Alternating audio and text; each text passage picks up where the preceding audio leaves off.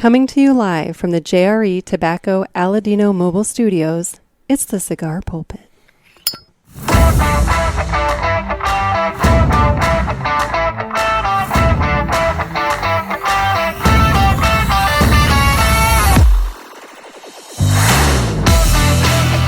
Hello, everybody. Welcome to another sermon from the Cigar Pulpit.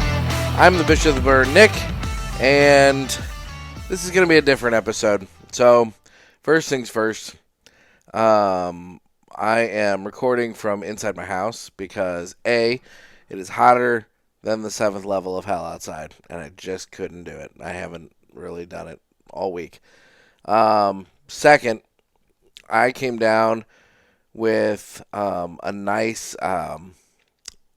head cold of some sort conveniently right after I was able to get the interview with Drew Newman of JC Newman that you will hear later in the show done on Tuesday. So the nice thing is I don't sound crappy in the interview, but I am doing everything I can right now to speak to get these bookends done so that this episode can be finished and released on Friday. So, needless to say, this is going to be the first episode of the Cigar Pulpit where there is no cigar smoked. But we're going to be talking quite a bit about cigars. And first things first, I want to talk to you guys about Dan the Man Ponder at Riverman Cigar Company, Crestwood, Missouri. He has his big annual rolling event coming up on Saturday, September 30th. He has a number of manufacturers that are going to be present for that. Additionally, there's going to be live music, food. It'll be a great time. So if you're in the St. Louis area and you want to party, make sure you swing by Dan the Man Ponder's place. He's going to have quite a party going on that Saturday. And if you're not in the St. Louis area, but you still want to support a brick and mortar shop, Dan does do mail order, so you can give him a call. And he can go through whatever cigars are in the humidor and, get you a nice selection picked out and sent to you right away because he is getting in some really, really good stuff over there at Riverman Cigar Company. But this would be the point in time that the cut would normally be brought to you by Dan the Man Ponder, but I'm not cutting a cigar right now. But what I am doing is, as I said, we're jumping into an interview that I had earlier this week with Drew Newman of JC Newman. Drew, as a part of the multi-generational family there at the Newman company, he serves as legal counsel for JC Newman, and he's been very involved in this fight with the court battle with the FDA. And so we talk a lot about that, but then we also talk about a lot of other stuff revolving around JC Newman, the company, new products, this and that, and whatever the other projects they've got going on. So I'm just going to go ahead, throw it over to the interview. You guys enjoy, and I will be back after the interview. So I'm joined today by Drew Newman of JC Newman Cigar Company. How you doing, Drew?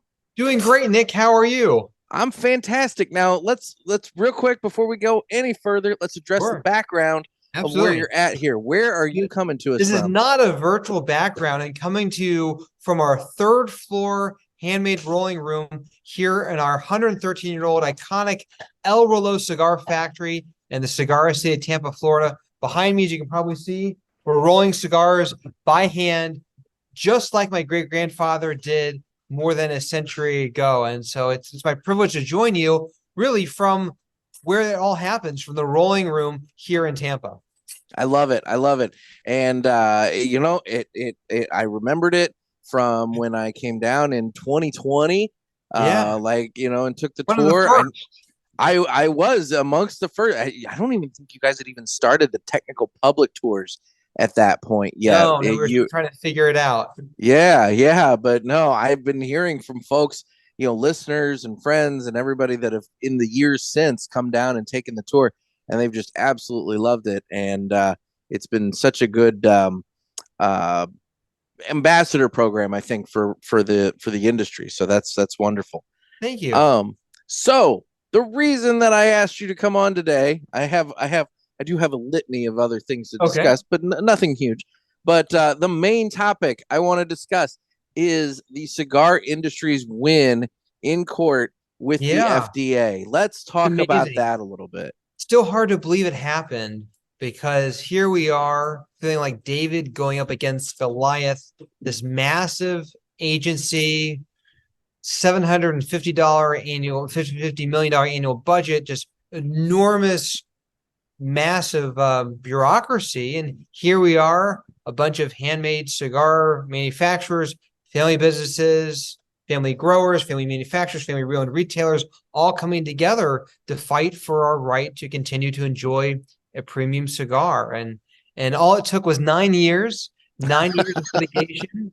The lawsuit was filed in the summer of 2016, and here we are in the summer of 2023, finally with a tremendous victory that essentially threw out FDA's regulation of unflavored handmade cigars.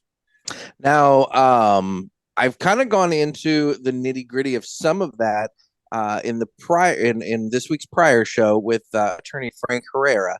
Okay. But what I wanted to talk to you about is kind of you kind of are an interesting individual in that you have a perspective from the manufacturer side, but also for those listeners who don't know, you are an attorney, and correct me if I'm wrong, you act as the company attorney for JC Newman Cigars. So, what was your role in and amongst everything in the legal aspect as an attorney? But then also, let's talk about kind of the role of the manufacturer, like kind of where the manufacturers came in and supported this effort. Sure. So again, as you know, Nick, my great-grandfather founded our company back in 1895 and passed the business down to my grandfather, who passed it down to my father and uncle, who are in the process of passing it down to my cousins and me. And so I've been in the cigar industry, grown up in it all my life, and I'm also a lawyer. Went to law school, worked in Washington D.C. for a while, worked in New York for a while. And so I'm one of the handful of people who can really have a foot in both worlds and can understand how a cigar is made and how special this handcrafted industry is. But I also can speak to the legal side of things and be able to translate back and forth between cigars and the law. And so I think that's helped me and helped our company and helped our industry be able to convey what a special thing it is to make a handcrafted cigar, and what an important tradition is, and why it's different from a cigarette, and why it needs to be preserved. And so that's sort of a unique position that I'm in. But in answer to your second question, it's the lawsuit that was filed 3 years ago, challenging FDA's decision to regulate cigars, was filed by our 3 trade associations. And we've been members of all 3 since their founding. Cigar Association of America, which represents more of the bigger cigar companies, including those that make non-handmade cigars. Also, Cigar Rights of America, which is the coalition of family-owned handmade cigar companies. And then the Premium Cigar Association, which is the retailers' trade association, about 3,000 mom and pop cigar retailers. Those are 3 trade associations that pooled their funds and their resources together in 2016 to file a lawsuit against FDA, and have funded that effort ever since. I will say, though, and this has been publicly reported, so I'm comfortable sharing this too, the most recent litigation, the litigation that challenged FDA's decision to regulate just premium cigars, the one that we won on 2 weeks ago, was funded by CRA and the family-owned handmade cigar manufacturers. But really, for 9 years, it's been a collective effort of manufacturers, suppliers, retailers, consumers, all working together, challenging FDA to just be able to continue to enjoy a fine cigar. For sure. And, that comes in a variety of different ways. For example, I know on the show, we've promoted the CRA cigar packs. Yes. And kind of the value of that. And you guys are involved in that as well. Absolutely. And so one of the ways, actually the primary way how CRA raises money to support litigation and advocacy in Washington, D.C. and across the states is by selling packs of rare, exclusive, special cigars from the world's greatest cigar manufacturers. And each CRA Freedom Pack contains 10 cigars from 10 CRA manufacturers. We're very proud to be one of them. And the great thing about this program is that the manufacturers donate the cigars so that the wholesale price of the packs, all that money gets donated back to CRA and goes straight to funding litigation like this and efforts to protect the premium cigar industry. So appreciate your support of that, and really appreciate retailers and consumers around the country for picking up these packs, enjoying these cigars, and having the satisfaction knowing that when they light up these special and rare and exclusive cigars, that they're also funding these advocacy efforts to support the premium cigar industry. So going back to the FDA, kind of decision, or the judge's decision about the FDA vacating the rule and everything, from a manufacturer's perspective, where does that put you? Like, where like, I'm assuming you probably have all kinds of questions of like, okay, we've been doing things this way, but how does this impact us going forward? I think where it puts us is it gives us a sense of relief. Since FDA decided to regulate premium cigars like cigarettes back in 2016, we've all kind of existed in this state of regulatory purgatory. We've had this threat of just this all these regulatory requirements being thrown down upon us. They've been held off to a large degree, but we knew that they could come down at any minute. And what I mean by that is requirements to test every cigar that we make, send it to a lab, figure out its constituents and the cigar, the tobacco and the smoke, being able to register all of our products and really change our factory from the way it's been for the past 100 years to essentially like a clean room where you make food and pharmaceuticals and other FDA type of regulated products. Really, fundamentally, Nick, we make cigars today just like my great-grandfather did 100 years ago. And our only goal as a company is to make cigars 100 years from now the same way we do today and we did a century ago. And FDA wanted to change all of that and change how cigars were made and really lose that art, that tradition, that craft. And so we've been fighting very hard just to preserve this way of life and this tradition. And so the decision by the federal court in DC 2 weeks ago simply means that we can keep doing what we've always been doing and what we always want to be doing. Well, and one of the aspects of that was the creation of new products. You had the Right. substantial equivalents, and obviously, there were grandfathered brands from before, and people were kind of snatching those up and stuff. But now, as a manufacturer, you have the ability to come out with new products with no real issue as maybe threatened before. Yeah, when you look at a product like a cigarette manufacturers use a bunch of chemicals and additives to ensure that every cigarette is the same. Every cigarette's the same today as it was a decade ago, and we the same a decade from now because it's chemically controlled. Here, we're rolling cigars by hand using natural leaves of tobacco that vary. They vary from year to year, from farm to farm. Even different locations on a plant will cause some leaves to be thicker or thinner or longer or have more flavor or less flavor. And the beauty of a premium cigar is that we get to use and harness these natural varieties to create unique and interesting blends. We like the fact that natural leaves of tobacco tastes different from year to year, crop to crop, farm to farm, from location on the plant to location on the plant.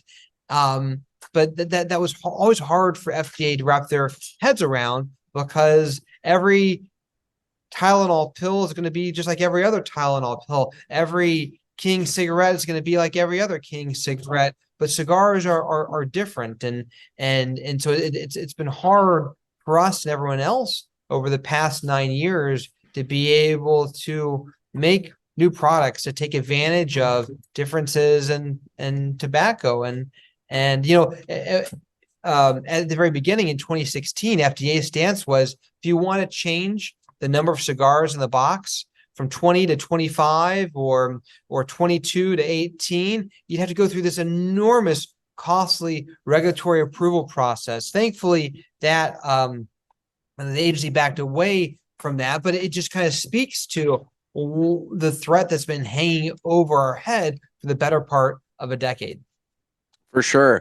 And I know you guys have done a lot of rebranding over the last couple of years with, Perla Del Mar and then the El Baton. And I mean, has that kind of been a process because of this? Initially, back in 2016, FDA also took the stance that any changes to a package can change the color gold and a cigar band or cigar label. Any of those changes would require an expensive and exhaustive regulatory review process, which is just nuts. Thankfully, a different judge back in 2017, 2018 ruled that a cigar band is not a tobacco part of the tobacco product. Yeah. And the stickers on the box are not part of the tobacco product. But to your point, like, it just, if FDA was left in the FDA's mind, all of these are things that they wanted to control, and it would made it very difficult for premium cigar companies like ours to continue making cigars. And so it's just a real relief having unflavored handmade cigars no longer under the threat of this enormous bureaucracy. Gotcha. So one of the things when I was talking to Frank about this, he, kind of the where do we go from here kind of aspect is that, and there's a couple points I want to touch on, but the first one I want to touch on is he mentioned that user fees are kind of a now immediate issue. What are you hearing, and what is the position of, like, where do you think you guys are going to go in terms of user fees with the FDA? So FDA is one of those rare federal agencies that is funded by user fees, and the way the principle is that the businesses being regulated should bear the cost of regulation. So since 2016, we and everyone else have been paying FDA to regulate us. Isn't that nice? Out of business, but that's the way Congress set up FDA, and that's the way this has worked.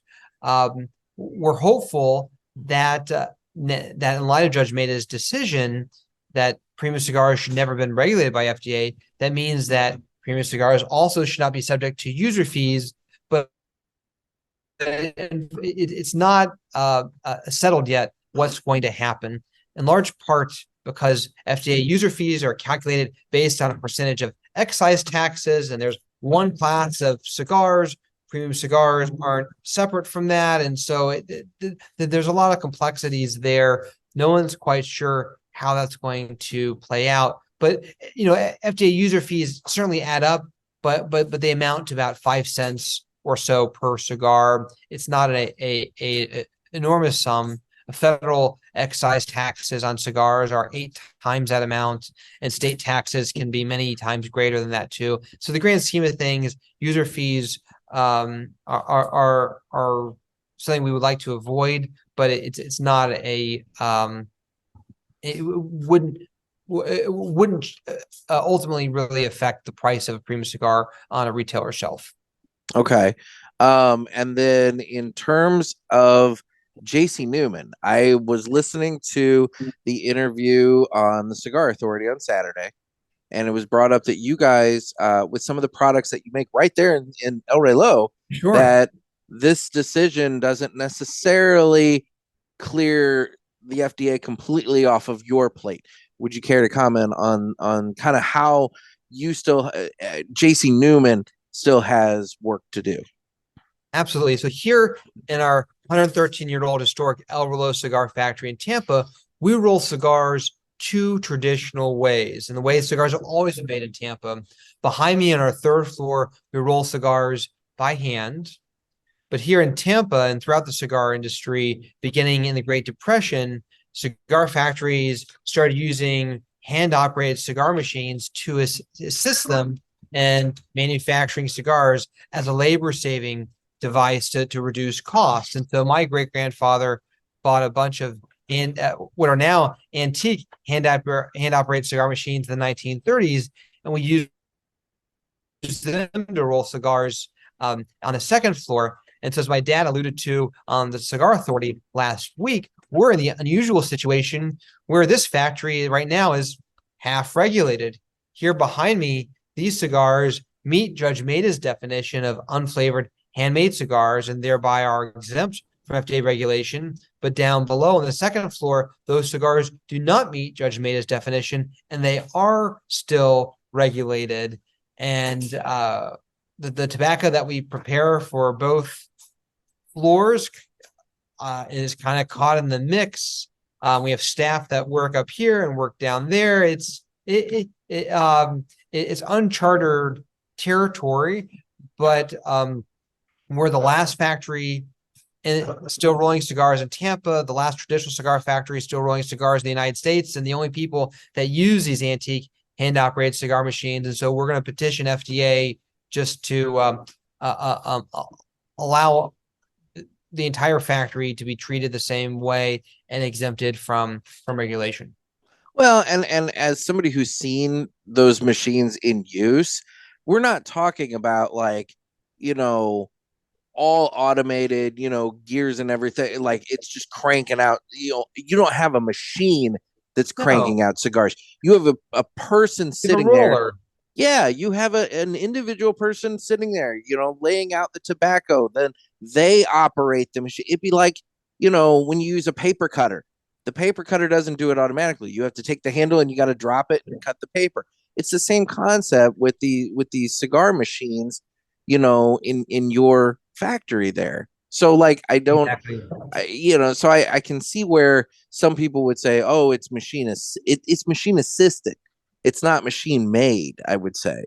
Exactly. And, in each roller still takes each wrapper tobacco leaf and lays it down one by one and controls the speed of the machine. And again, it was just it's an antique historic process that was invented and kind of took over the cigar industry during the Great Depression as a way to manage cost. And truthfully, Nick, the reason why we're the last factory still rolling cigars here in Tampa is because decades ago, all of our competitors realized that premium cigars are a labor-intensive process, and the cost of making cigars and labor overseas in Latin America is much lower, and so they move their factories overseas to take advantage of lower labor costs. Here in the we're still operating in the United States, paying U.S. wages, and we love being here, but our costs are much higher. And so those antique machines that my great-grandfather bought 90 years ago are a way that we can keep this American factory alive and still competitive. For sure. So, one of the things that has kind of come out with this is it seems like people are kind of, to some degree, taking a little bit of a sigh of relief, kind of, feeling good about themselves. And, what we all need to remember is that technically the FDA, correct me if I'm wrong, the FDA can come along and level rules eventually if they choose to down the road, right? Absolutely. They could do it today. I mean, FDA could start the process to re-regulate premium cigars today. It wouldn't happen overnight, but I feel very confident that in the decades ahead, FDA is going to continue to try to regulate premium cigars because as a tobacco control agency, I think their their goal is to regulate all tobacco products. And so I can see the current leadership of the agency or future leadership in the agency wanting to correct the mistakes that Judge Maida identified and start this process all over, which is why it's an incumbent on us and everyone else in the premium cigar industry to stay vigilant. In fact, I was a little late joining you on this interview, Nick, because this morning I was testifying virtually over Zoom before FDA about the agency's new strategic plan and their priorities. And even though unflavored handmade cigars are not subject to FDA regulation today, if we don't continue to engage with FDA to make them remember about our products, then if they successfully re-regulate us in the future, then all these requirements that would be impossible for us to meet could come down on us.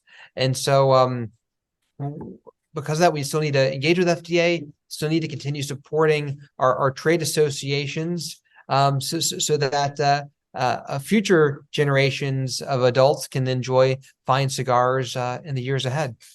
Well, and that's what I was getting at is, kind of what steps need to be taken so that when and if this does come along again, we're more prepared and we don't have to, put the whole, machine together. It'll already be there and we can just turn it on. And you've kind of touched on that, but obviously, from a consumer standpoint, I would say that, consumers need to support and join the CRA, obviously, and be engaged as well. Yes, absolutely. And the issue is not only at the federal level, not only with the FDA regulation. There's been proposals in Congress to massively increase federal taxes on cigars, not because anyone thinks there's a problem with premium cigars, but there is a desire to level the taxes on all tobacco products. And so there's bills in the House and the Senate that would raise the taxes on all tobacco products to be equivalent to those of cigarettes, which would have a dramatic effect on premium cigars. And also there's legislation every year and in nearly every state that add more restrictions or more taxes to premium cigars. And so it's just incumbent on us to continue to be vigilant and engage with the process. And maybe one of the best lessons from Judge Maida's decision 2 weeks ago is that if we do so, we can actually prevail, that we've got science on our side, that we've got a good, authentic, true story to tell, and that if we all work together and support our trade associations, that we can be successful with whatever challenges come in the years and decades ahead. No, that's great. That's great. Now, there were a few other things I wanted to touch on. And, Sure. Obviously, if there's anything else related to FDA that you want to express, feel free. But I wanted to ask, we touched on it kind of in the beginning, but, El Reloj, the tours, the factory, Yeah. how it's been One coming up pop 3 the years. background. I don't know if you saw it a few minutes ago. Our 11:30 tour, I saw some folks walking by. Yeah, exactly came by, but it's been great. So Nick, as you know, 3 years ago, in celebration of our company's 125th anniversary, we restored our iconic El Reloj cigar factory, built a 3-level cigar museum, and really opened it to the public for the first time.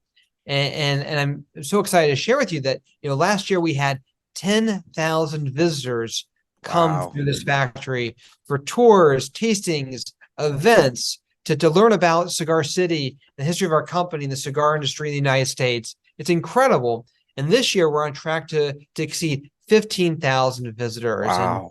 And really what we saw was so many wineries, breweries, distilleries all around the country becoming destinations in attracting visitors. And so we thought, why can't we do the same for cigars? Why can't we take this 113-year-old cigar factory in Cigar City and open it to the public for the first time? And the interest has just really exceeded my expectations, and it's exciting. And we've got more programs getting ready to start. Well, and you guys are in the unique position that you have a larger facility, you have an active factory within that facility, and it's within the United States.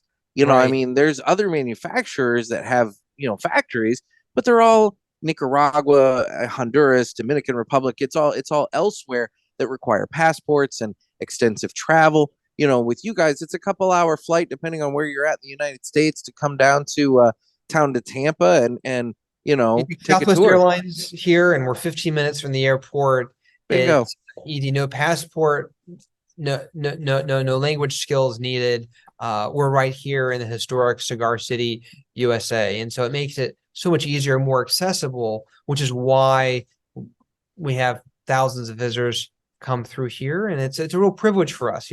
Our business is making cigars and selling cigars. That's what we do. But this is a privilege for us to be able to keep this tradition alive and share it with cigar enthusiasts from around the world. And so certainly invite your viewers to, if you're coming to Florida to go to Disney World or go to the beaches over in Clearwater, come stop by this beautiful old cigar factory and experience the American cigar tradition. It's a wonderful tour. Now, the other project you guys have going on across the street, Yeah, can a lot you give going us an on here. update about that? So what we realized was when we restored El Reloj and started seeing these waves of visitors come through, people would come by for a tour or an event or a cigar rolling class, and they say, "What's next?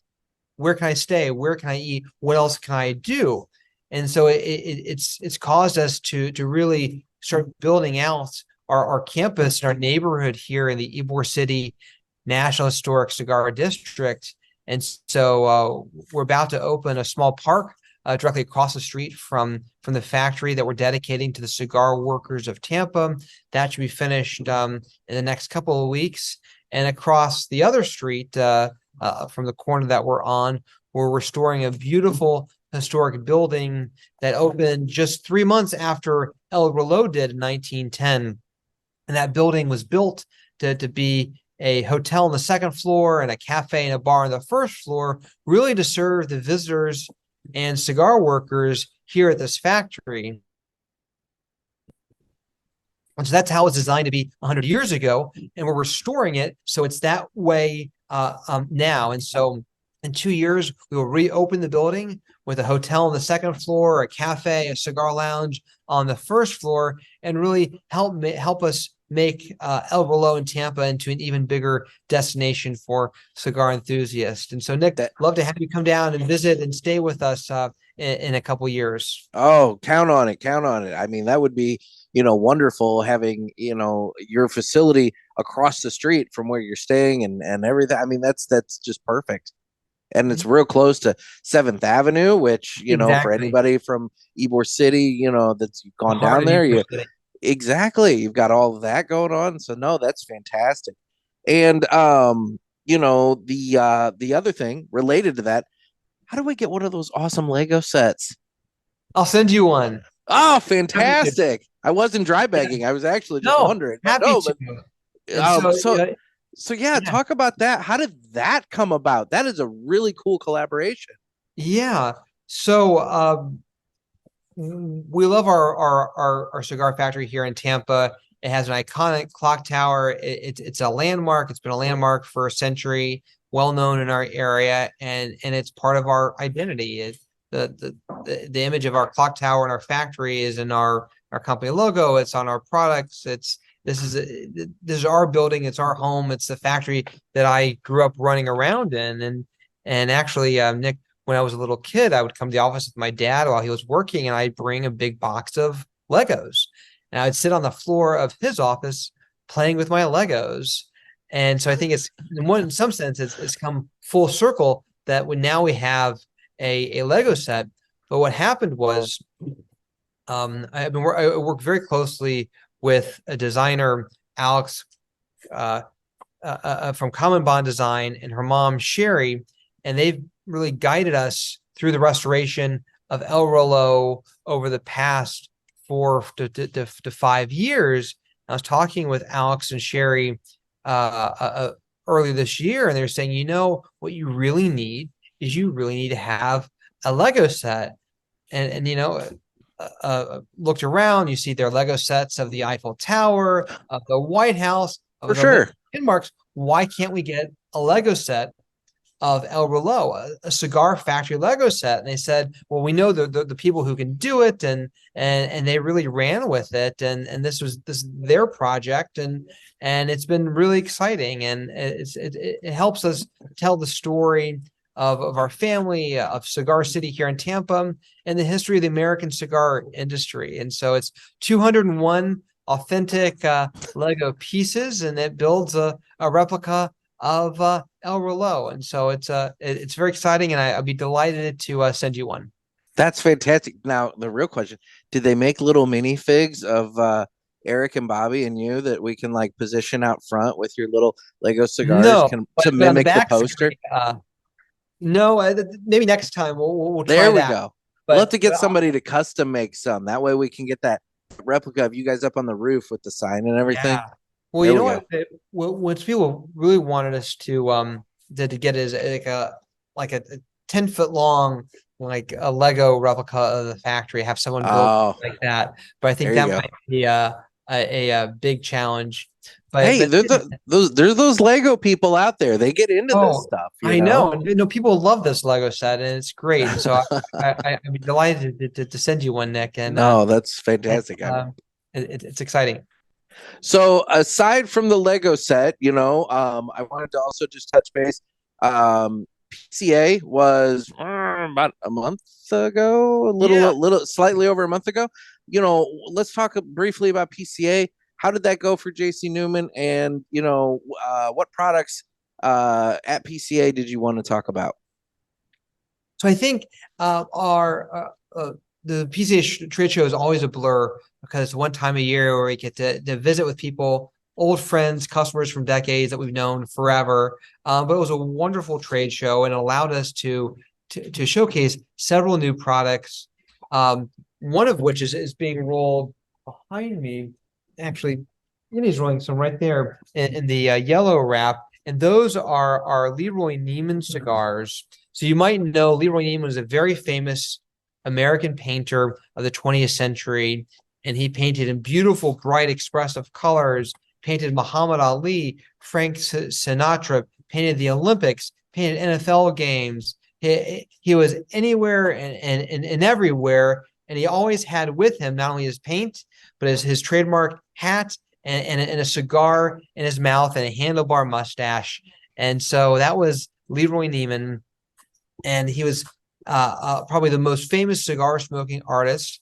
And we've partnered with his foundation to create a cigar with his name on it, and actually that the cigar is wrapped with a piece of his art, and it's a beautiful box of 20 cigars made here in El Reloj. And something that makes this particularly special is that all the profits from this project are being donated to the public schools here in Tampa.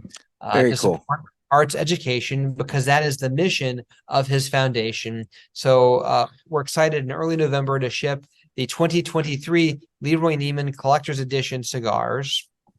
And then our other big new item is that we've partnered with the NBA to create a limited edition set of cigar humidors. Yes. From the 2011 NBA All-Star Court. And so it's very exciting. We have 40 of these humidors, and it's the most unusual humidor I've ever seen, because we make a lot of humidors and we always fight really hard to make them perfect, smooth, clean finish, like just exquisite. But these humidors, the wood is a little wavy because all 6 sides of the humidor are made from authentic pieces of the NBA All-Star Court in 2011. And some pieces are longer, the shorter, the finish is a little different. There's some blue chunks from the 3-point line. It's really special and unique and different. And so we're excited to share those later this year as well. Very cool. And I mean, man, for a basketball enthusiast, I mean, and cigar smoker, how could you go wrong? Yeah, it's just something different and unique, and I'm hoping we can do something with baseball bats next year. I have some ideas there, but need to work on it. There you go. There you go. Well, Drew, is there anything else that you wanted to touch on? I really do want to thank you for taking time today. Oh, well, thank you so much, Nick, for wanting to speak with me and helping us share our story. And I think if I had to summarize our conversation, I would just say the point you made about not giving up and still being vigilant and fighting for righteous cigars is true today. It was true 50 years ago. It'll be true 50 years from now. And the other point I would make is just we'd encourage you not only to come back to El Reloj, but all your viewers to come and experience the American cigar tradition here at our historic cigar factory as well. You know, it's been a couple years since I've been down in Tampa, and I meant to get down there last year, didn't, and I'd love to get down there this year. It's a flip of a coin, but I desperately want to get back down. I love that area, and especially I seem to always come down right around Cigar Heritage Festival, right there at the beginning of December. Well, that's a good time of year. We're happy to have you any time of the year, but I would avoid June, July, August, and September. It's still a little hot down here right now. Now we're entering hurricane season, but the winter's beautiful, and it's a great time to experience the best of Florida. Perfect. Drew, thank you so much for taking time out, and congratulations on the win. I know there's still work to do, for JC Newman, but I'm an optimist. I feel confident you guys will get there. There you go. Well, thank you so much, Nick. Thank you, Drew. Appreciate it. And once again, I do really want to thank Drew Newman for taking time out to speak with me the other day. It was really educational. Had a great time. It's always nice to catch up with Drew and find out what's going on with the fine folks at JC Newman. But now it's time to do the Villiger Entertainment Report. It's time for the Villiger Cigars Entertainment Report, brought to you by Villiger. Villiger Cigars, one of the leading cigar and cigarello manufacturers in the world, founded in 1888 and still family-owned and operated. Head over to VilligerCigars.com and check the store locator to find a shop near you that carries them. We guarantee that Villiger Cigars will be a wonderful addition to your humidor and cigar rotation. Well, guys, in terms of what I've been watching this week, my son, believe it or not, was not interested in watching Storybots this past weekend, but instead we watched 3 straight days of Thomas the Tank Engine. And you know what? After watching Storybots every single weekend that he's been here, I was more than happy to listen to Thomas the Tank Engine. It was something different, something new, and I was totally in on it. In terms of my personal watching, I'm still slowly making my way through Futurama. I did start watching Eastbound and Down because I've watched the other 2 Danny McBride shows on HBO lately, Vice Principals and The Righteous Gemstones, and it kept feeding me recommendations for Eastbound and Down. Well, I'd only seen the first 2 seasons, hadn't seen the 3rd and 4th, so I'm starting... I did get through that, and I'm already into the 3rd season. It's funny how that happens when, you are sick and you're basically laying on the couch all day. And then otherwise, I've been going through Star Trek Strange New Worlds and that sort of thing. I did start listening to that Think Twice podcast that Nick Gervais was talking about a couple episodes back about Michael Jackson, and that's got me hooked. I've been interested in that. So anyway, that would be what I have for the Villiger Entertainment segment this week, or this episode. So why don't we now go ahead and hear about My Monthly Cigars? This would normally be the time that I give some information about My Monthly Cigars, but I've hired that out this week, so take it away. My Monthly Cigars is a premium cigar subscription service. It comes in a variety of different size boxes at affordable prices. Use offer code PULPIT and get free shipping on your first box and 20% off any items in the online store at mymonthlycigars.com. That's offer code PULPIT. Thanks. Guys, don't forget to check out the fucking good coffee over there at My Monthly Cigars. He's got the lounge blend, he's got the daily press, all kinds of great flavors of fucking good coffee. We might even be in pumpkin spice season by now. I don't know when that starts, but it seems to be starting earlier for other companies. I don't know when Nick is going to go ahead and sell out and start putting out the pumpkin spice stuff, but, I'm sure at some point he will.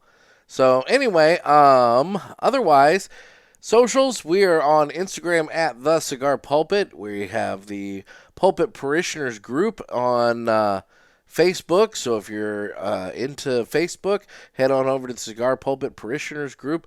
Join that and join in the fun there. Twitter/X, I've started to very, very, very lightly dip my toe in those waters.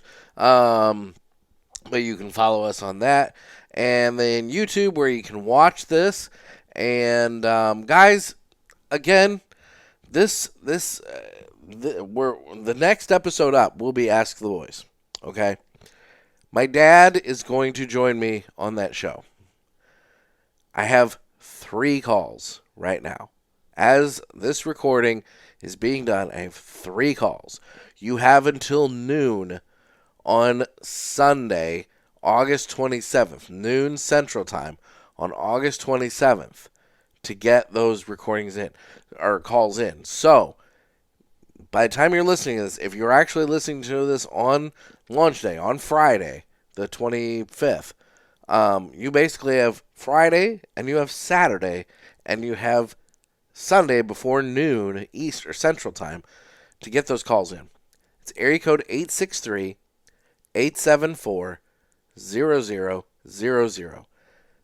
This is your opportunity. I mean, I reserve the right to Adam Protocol, but this is your opportunity to ask my dad questions. This is Ask the Boys here. Obviously you can ask about cigars, you can ask about whatever, but this is an opportunity that's not going to come up often. So make sure you get those calls in if you're so inclined. I have 3. That's not great. Everybody wants me to do this as a weekly segment again. I can't do it as a weekly segment when I get 3 for a month. So, come on. I need some calls. Let's get the calls in. Area code 863-874-0000. Otherwise, guys, I'm going to give my voice a rest. I'm sorry for the somewhat, abbreviated show. But I do really want to thank Drew Newman once again for taking time out of his busy schedule to talk with me and talk with all of you. So, anyway, guys, this has been another sermon from the Cigar Pulpit. I'm Nick. Everybody stay safe and stay smoky. And fuck cancer.